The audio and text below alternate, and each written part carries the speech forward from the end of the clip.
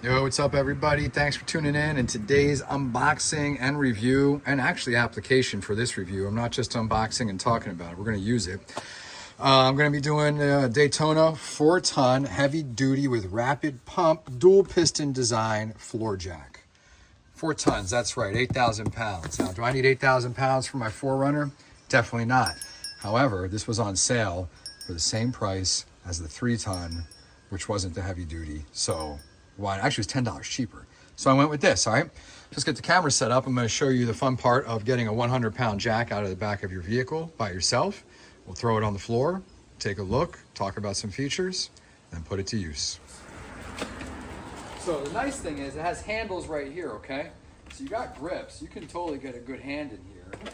And then you can also grip like this, which actually is probably what I'm going to do. So check it out. You're gonna use your back. Haha, kidding. You're gonna use your legs, right? Stiff back, like we're doing like a deadlift. And we're just gonna grab this here, engage our core, right? I'm just gonna walk it over, and we're gonna set it down. Just like that, right? And we just come up. Now let's unbox it. All right, let's take a look at what's inside the box. Now, also, like I said, I went with this because it's on sale. It's the same price. I was gonna go with the 3-ton because the Tacoma is, I think, not the Tacoma, I'm sorry, I had a Tacoma a long time ago. 4Runner is a little over 4,000 pounds, right? So 2 tons would be too light, 3 tons would be ideal because then you got 6,000 pounds. But for $10 cheaper, I got this 8,000 pound floor jack. So we went with this, all right? There we go, all right, so we got this. Let's take a look. Okay, so we got the handle right here. The handle, the pump, jack pump.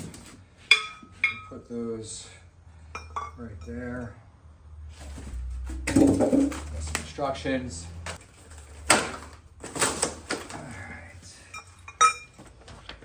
All right, so let's take a look at this. I don't think this is gonna be quantum mechanics, right? I mean, if it is, that's a topic I am fascinated with, and yeah, anyway. All right, so look, it just kind of tells you what it's made of. You got your saddle, saddle pad, contoured lift arm, handle socket, handle, foam bumper, handle release. It's behind the socket. And also, I didn't go with the low profile because my wife has a Subaru Outback, which definitely this will slide right under. And I have a Toyota 4Runner. There's gonna be no issues with clearance on our vehicles. So that's why I went with the normal height. All right, so we'll just go over this, all right? As I do it. All right, first thing we do, I say just connect these two together, right? Just connect these two, push in the tab, button, boom, you got that there. So that's part one. Okay, so you stick the handle in, right? There's no handle release up top. What you're gonna do is go underneath. You got this bolt here. You're gonna loosen this, slide your handle in, get it nice and secure.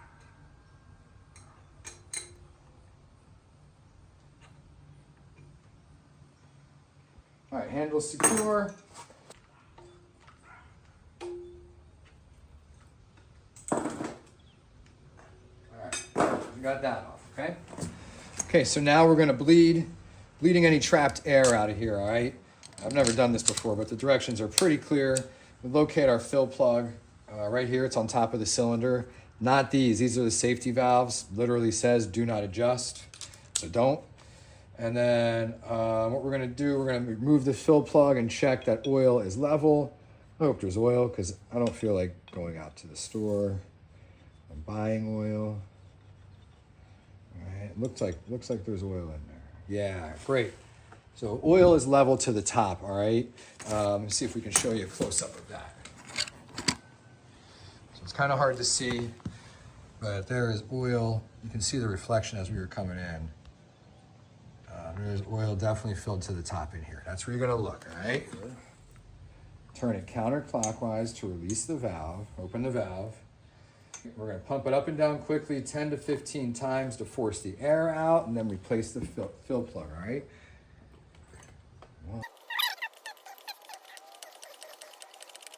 We did that, purged the air, we bled the air from the system. Okay, we put the fill plug back on. flathead screwdriver on that. I don't know what socket size that is, because I forget which one. All right, just to be safe, we're gonna test it on this wrench.